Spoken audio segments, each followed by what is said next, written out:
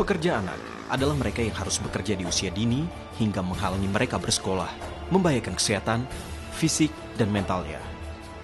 Pekerja anak Indonesia merupakan fenomena serius yang mengancam kualitas kehidupan anak, merenggut hak dan masa depan mereka, sekaligus masa depan bangsa. Mayoritas pekerja anak dalam kondisi buruk dan tak mendapat hak-hak yang semestinya. Tingginya angka pekerja anak ini dibarengi pula dengan meningkatnya jumlah anak terlantar dan anak jalanan. Penggunaan anak kecil sebagai pekerja dilarang keras di banyak negara dan dianggap pelanggaran hak asasi manusia. Namun ironisnya, di Indonesia banyak keluarga yang bergantung pada pekerjaan sang anak yang masih di bawah umur untuk bertahan hidup. Berangkat dari situ, saya Menteri Komunikasi dan Informatika Tifatul Sembiring ingin melihat lebih dekat di lapangan serta berinteraksi langsung dengan para pekerja anak.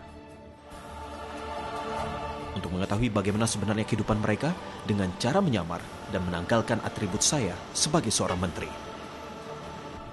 Kini, saya akan mencari salah satu sosok anak jalanan di salah satu sudut ibu kota. Ngamen, Dek? Iya. Oh iya. Ke sekolah? Sekolah tadi pulang sekolah Nah, terus sekolah di mana? di Depok. Namanya siapa, Dek? Diana, Diana. Ibu sama bapaknya mana? bapakku lagi jualan. Kemana? Jualan. Oh, jualan apa? Jualan kopi Oh, di mana? di Masjid Istiqlal. Oh. Jadi ini ngamen dikasih dapat berapa sehari? Kadang 50 dapat, bukan sehari, malam. Hampir setiap hari Diana mengais rupiah di salah satu perempatan jalanan ibu kota ini.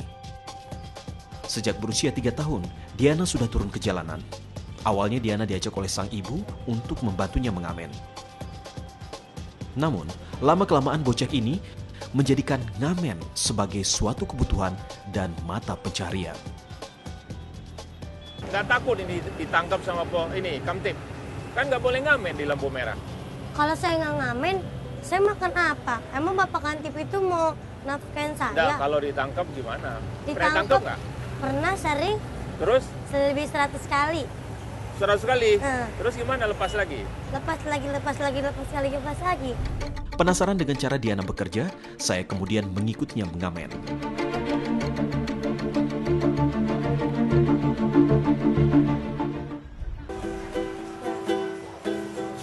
Misi, Bu.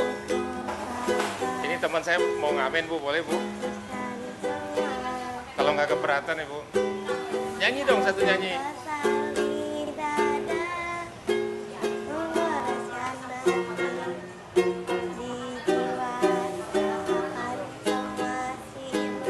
Ternyata tidak mudah ya untuk mengamen. Terkadang memang anak-anak jalanan ini diperlakukan atau diacuhkan, dicuekkan sedemikian rupa tanpa diperhatikan ya. Kadang-kadang dipandang dengan sinis. Jangan nengok belakang.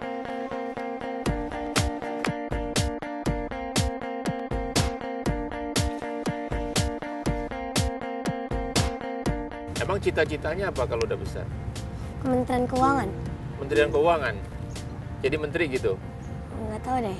Mungkin jadi Kementerian Keuangan. Sebagai anak gitu ya, remaja, apa nggak kepingin main di mana di rumah atau apa belajar gitu? Enggak ah. Satu mah itu untuk anak yang nggak mau bantuin ibu doang. Oh, Mau bantuin ibu. Menarik sekali mendengar celotehan Diana.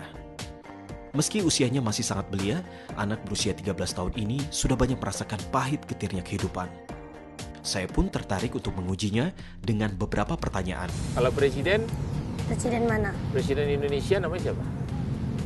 Soekarno. Nggak Soekarno yang dulu. Yang sekarang. Yang sekarang Dan siapa itu ya? tuh perlu tuh. Hah? Sekarang siapa? Aduh, Muhammad kali ya. Katanya udah kelas 6. Kan jadi kan nggak pelajarin itu. Ya, tapi kan tahu dong presiden kita siapa?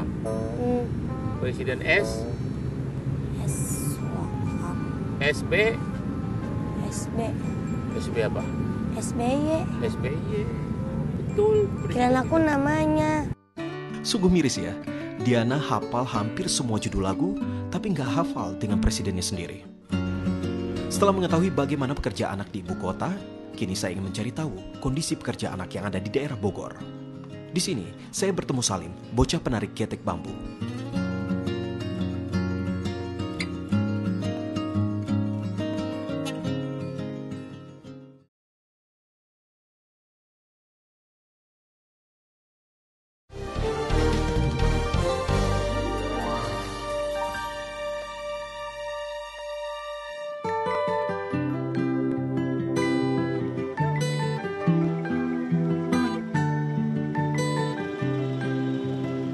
Dalam rangka mencari solusi untuk mengurangi jumlah pekerja anak yang terus meningkat, saya Tifatul Sembiring, Menteri Komunikasi dan Informatika Republik Indonesia, ingin melihat lebih dekat kondisi sebenarnya yang terjadi di lapangan dengan melakukan penyamaran.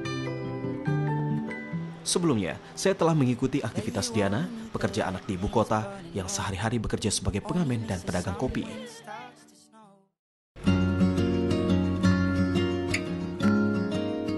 Kini, saya sedang melakukan penyamaran di daerah Bogor, Jawa Barat dan bertemu dengan Salim. Kehidupan yang keras membuat Salim harus bekerja ekstra sebagai penarik getek untuk memenuhi kebutuhan hidup keluarganya. Siapa namanya, Dek? Salim? Oh, Salim. Nggak sekolah nih? Udah pulang sekolah? Oh. Oh, lumayan ini. Nih, Salim. Di samping menarik getek, juga mencari tambahan dengan cara menggali pasir di sekitar kali Cisadane ini.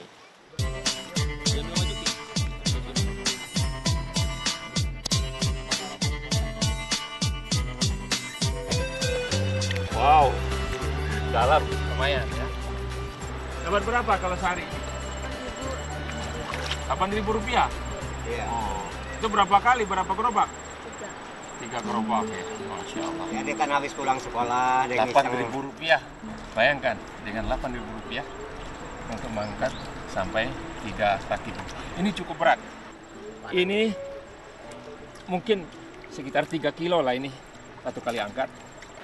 Nggak gampang rupanya cari uang Rp8.000 per hari.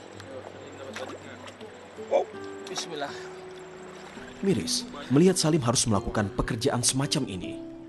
Meski terlihat mudah, namun anak berusia 11 tahun ini tak menyadari pekerjaan ini bisa saja membahayakan nyawanya.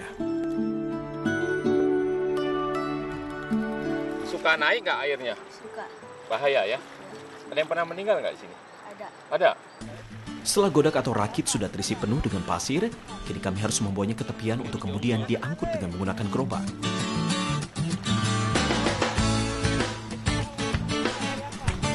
Kirain enteng. Lumayan bagus. Aduh.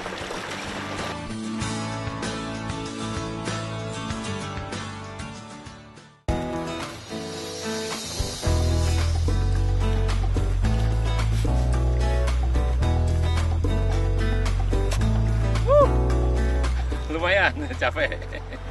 Wah, capek juga ya, Salim ya? Hah? Capek nggak? Ini badannya, bajunya basah nih. Om bawain baju nih, cuma kegedean kali. Ya, ganti aja ya, coba. Teriknya matahari tidak menjadi penghalang bagi Salim untuk terus bekerja mencari pasir. Hal itu dilakukannya bukan semata-mata karena keinginannya, namun tuntutan hiduplah yang membuatnya harus berjuang demi sesuap nasi. Itu orang tuanya kemana? Ibu mana ibu? Oh, udah meninggal. Waktu Salim usia berapa meninggal? 2 tahun. Kangen nggak sama ibu? Hah? Gimana kangen? Suka didoain nggak? Oh.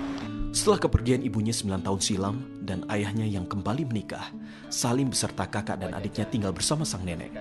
Meluapnya sungai Cisadane mengakibatkan rumah Salim terendam dan menghancurkan semua kenangan indah tentang ibunya. Hingga Salim tak ingat lagi bagaimana rupa sang ibu. Mendengar kisah Salim, saya tergerak untuk berkunjung ke rumahnya sambil menumpang untuk mengganti pakaian.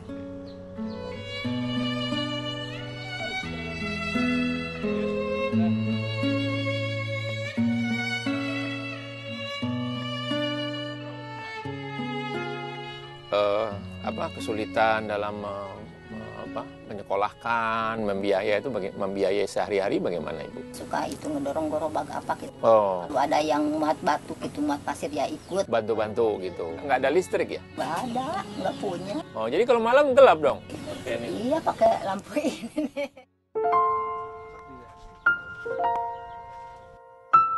Di rumah sederhana inilah, Salim dibesarkan oleh sang nenek bersama 5 orang kakak dan 1 orang adiknya.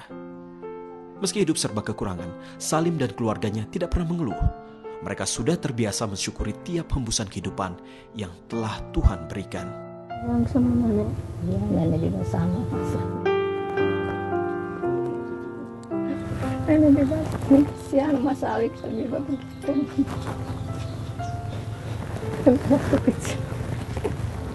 Waktu kecil, Bang cuma ditinggal sama ibunya. Kata ibunya masih ada katanya di rumah, enggak mau kemana-mana. Cuma berat mah ini doang. Suka ada bayangan anak di rumah.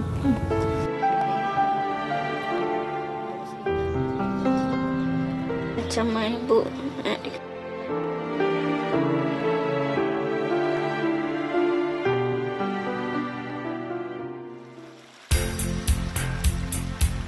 Masih di Kabupaten Bogor, kini saya akan mendatangi salah satu desa di daerah Rupin untuk mencari pekerja anak lainnya. Nggak sekolah nih?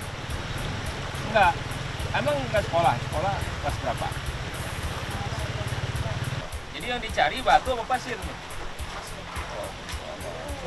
Berapa dapat Samsul sehari? 15.000 ya? Boleh Om bantuin ya?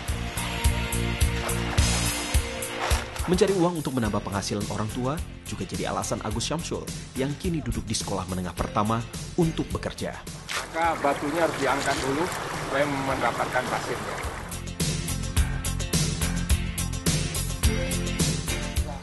Rupanya ada bambu yang tajam.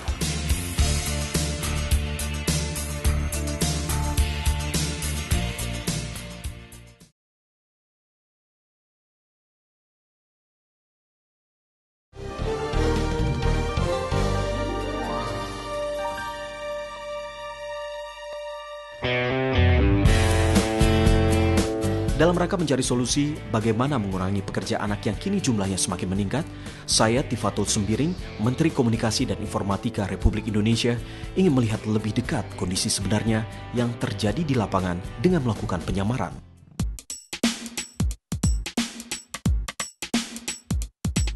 Sebelumnya, saya telah mengikuti aktivitas Diana, pekerja anak di ibu kota yang sehari-hari bekerja sebagai pengamen dan juga Salim, si penarik ketek dan pencari pasir.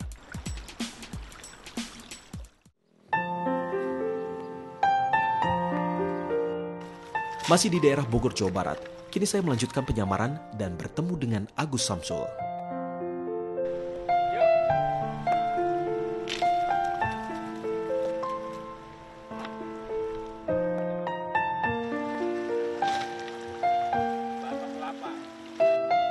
Terlihat mudah, namun harus ekstra hati-hati.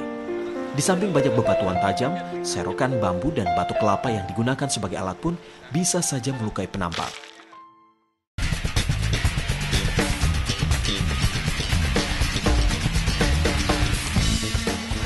Ngomong-ngomong, Samsul cita-citanya apa? Dokter. Wah, hebat.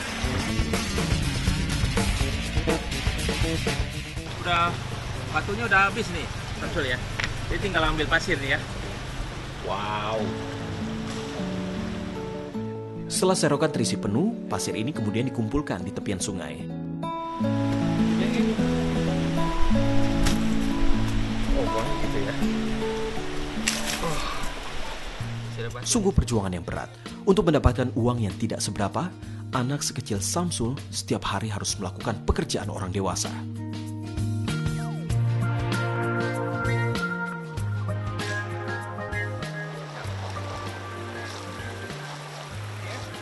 Kalau ke WC, toilet sini mana? Itu mana? Oh, belakang batu.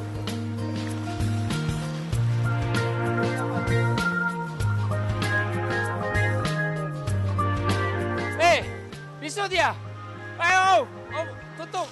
Om, saya kau matiin. Bisa dia. Wah, payah nih.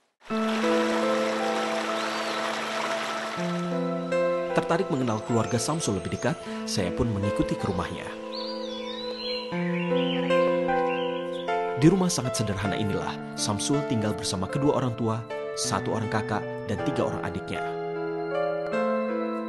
Miris memang, bangunan yang hanya terdiri dari ruang tidur dan dapur ini ditinggali oleh 7 orang dengan perabotan seadanya.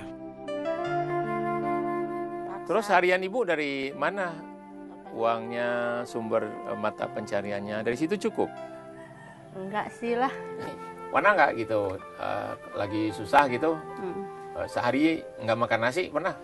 Pernah. Oh. Suka nangis, pengen makan. Suka minta sama nenek. Ibu gimana perasaannya kalau nggak bisa makan? Sedih. Jadi dikasih apa anak-anak biasanya? Nasi sama itu aja, ikan asin, sama sambal. Sambal. Suruh sabar.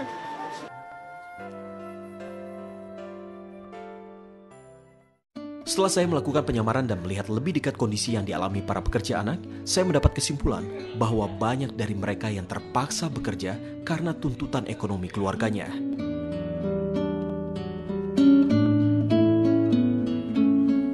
Dari situ juga saya melihat, meski bekerja, namun mereka memiliki semangat dan keinginan belajar yang tinggi.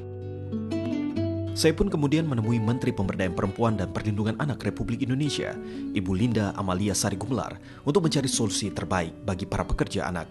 Banyak kasus-kasus terjadi justru orang tua, apakah dia ayah atau ibu yang menelantarkan anaknya atau mengeksploitasi anaknya. Dan yang paling penting lagi juga, penanaman dari awal rasa keimanan dari keluarga itu dan juga rasa kasih sayang. Tidak cukup hanya memberikan makan, minum, tetapi juga membangun kasih sayang kepada anak ini adalah sangat penting.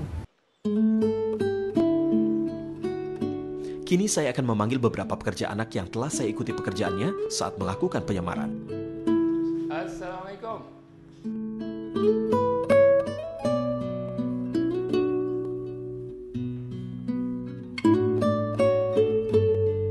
Nama saya Ibu Tifatul Sembiri. Sebetulnya saya Menteri Komunikasi dan Informatika. Jadi waktu itu ingin melihat ya putra-putra Indonesia yang memang bersemangat untuk sekolah dan cita-citanya apa, yang mau jadi pemain bola ya. Saya sebagai pribadi ingin bantu. Bukan belum ada listrik di rumahnya tuh. Jadi nanti saya bantu pasang listrik. Jadi Salim nanti bisa belajar juga malam-malam ya. Supaya ya kalau mau jadi kiai, mau jadi orang pintar harus belajar ya Salim ya. Bilang apa Salim? Terima kasih. Ya ini Ibu ya. Yang sisanya untuk beasiswa Salim. Belajar. Yang rajin. Biar jadi menteri juga.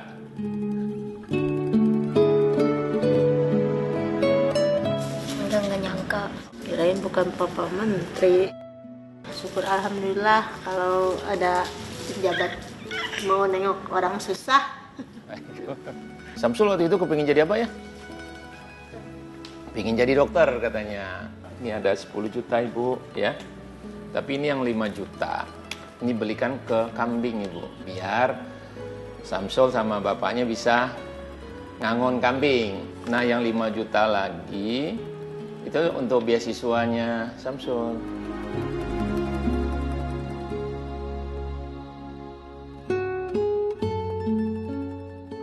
Begini Ibu, kami ingin sedikit meringankan beban.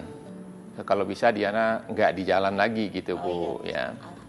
Bisa nggak di jalan, apalagi menjelang ujian ini biar konsentrasi, nggak ngamen lagi sebab apa ya, risih sekali saya melihatnya.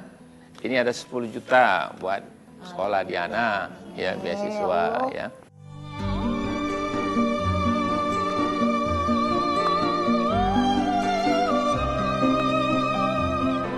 Terima kasih banyak Pak. Selama ini saya sama anak hidup di jalan kami Pak. Ada rezeki sedikit dari Bapak. Terima kasih Pak.